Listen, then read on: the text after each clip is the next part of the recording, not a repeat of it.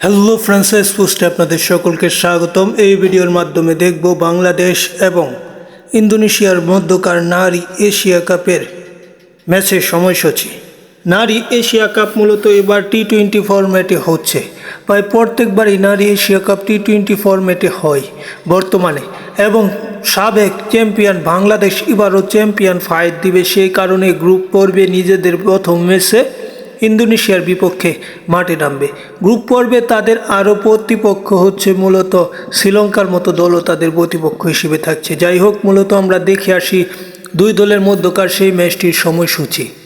বাংলাদেশ এবং ইন্দোনেশিয়ার মধ্যকার ম্যাচটি মূলত এই এশিয়া কাপের চতুর্থ ম্যাচ। এই ম্যাচটি মূলত অনুষ্ঠিত হবে আগস্টের শেষ দিন, মানে 31শে আগস্ট।